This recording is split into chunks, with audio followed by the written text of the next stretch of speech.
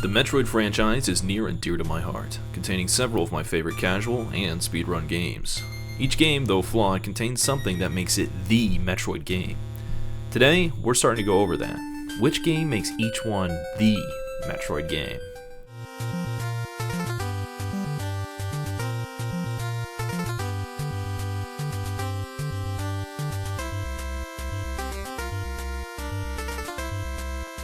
Let's kick it back to 1986 when Metroid on the NES came out across the world, starting the fire that would inevitably help form one of gaming's biggest genres. The first in a series always comes with flaws, but it also helps set the stage for where the story might lead. In Metroid, you take control of Samus and a very floaty Zebes and play through a tough game focused on exploration and collecting rewards, while you hunt down space pirate leaders Kraid and Ridley in the hopes of eliminating Mother Brain and saving the galaxy. But before we can do all that, let's go over the good, the bad, and obviously, the ugly. Metroid has a lot of flaws, as many of you are aware. Its primary struggle beginning with your lack of options when aiming and shooting, as well as the severe floatiness of Samus. These two things combined increase the game's difficulty immediately, and not having access to a map makes it all that much worse. For the sake of time and my sanity, I pulled up a map on my computer I could reference while playing, so at the very least I can remove that headache from my mind. I've played Metroid only a few times in my life, completing it primarily during a 2D Metroid marathon I did years ago, and as a speed game, I appreciate it a lot more than as a casual player. Alright, I'm being a tad aggressive on the cons of Metroid, and should probably mention the pros of this game. For one, it started the entire franchise I know and love to this day, so without it, I wouldn't have experienced my favorite games of all time. I also need to give credit where credit's due. The game, without directly telling you, tells you to explore the world and shows you the benefit from said exploration. A key experience in the entire franchise is exploration, and each game handles it differently. With Metroid, the developers assumed you're going in blindly with no access to a map unless your friend made one for you and told you where to get everything. With no map and the added tunnels and hallways of Zebes, you're left with this sense of isolation. Almost nothing here wants anything to do with Samus, and thus, if it moves, you must either kill it or dodge it in some way. Although the long tunnels and hallways all look the same and suffer from being far too long in some instances, they do make the world feel much larger, which is a positive in my experience. The ever-expanding world of Zebes also hosts one of the best mechanics in gaming: cool items and fanfare for collecting them. This game introduced most of the series staples in the Morph Ball, Screw Attack, Bombs, and High Jump Boots. These staples make Samus not only more mobile, but also more destructive, and more importantly, grant you better exploration tools for the depths of Zebes.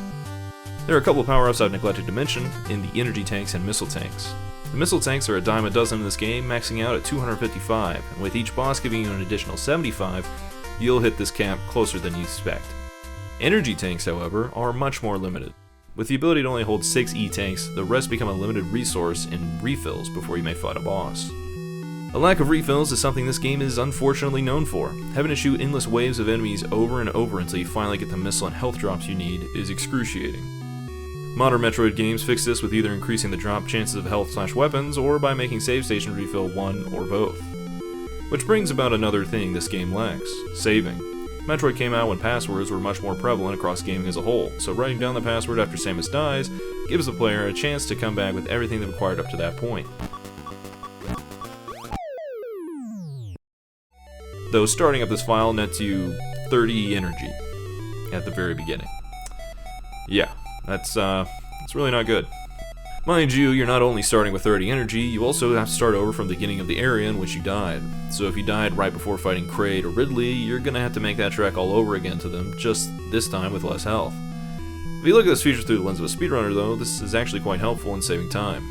Although I don't consider myself a speedrunner of this game, I do know a couple of fun tricks this game has to offer, such as wrapping. By having Samus placed just perfectly in the door as it closes back on you, Samus is able to wrap the screen by pressing down then up quickly in order to gain height, jumping to actually scroll the screen. That way you can see where you're going. Doing this trick netted me an extremely early Various suit, which for my playthrough was vital to my enjoyment of the game. When obtaining the footage for this video, I actually found myself having a wonderful time revisiting Samus' first mission. I think it helped that I took my time in most rooms and was patient throughout the journey. It only took about an hour and a half to beat the game, which floored me that even with all that slow movement I was able to finish in that time. Despite all the floatiness of Samus, the general experience I had with this was a blast. Ice Beam really saves a lot of headaches in combination with Various Suit due to the fact you can completely negate the damage an enemy does to you by freezing them, and even using them as a platform if you so wish. In regards to the main plot of the game, you're eventually able to take down Kraid and Ridley. both of which I just put Samus's arm cannon down their throats and blasted. You're supposed to return to the statue room in Brinstar to open a bridge to Turian, where Mother Brain resides. Here, you are introduced to the namesake of the series in Metroids. These guys are annoying and without Ice Beam are unkillable. Some of the game fails to mention. To kill them, you need to shoot them with ice and then freeze them and blast them with 5 missiles while frozen. Luckily, the Metroids have great drops for both health at 30 HP and missiles at 30. If you need to farm, this is funnily enough the best area due to the Metroid's drops. And once you've navigated through Turian, you finally reach Mother Brain's room. Here, you need to shoot through these weird walls while avoiding the Rinkas, or as I prefer to say, Cheerios, to confront the literal mastermind behind everything. Upon Mother Brain's defeat, the game doesn't end. There's a whole escape sequence, yet another staple in the series introduced here.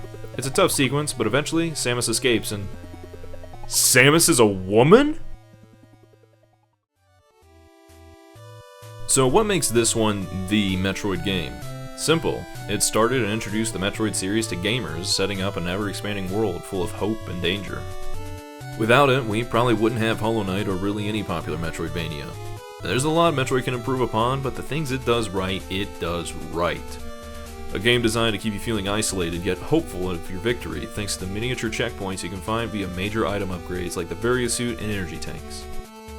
The game was a great starting point for the franchise, but does the sequel improve upon its mistakes?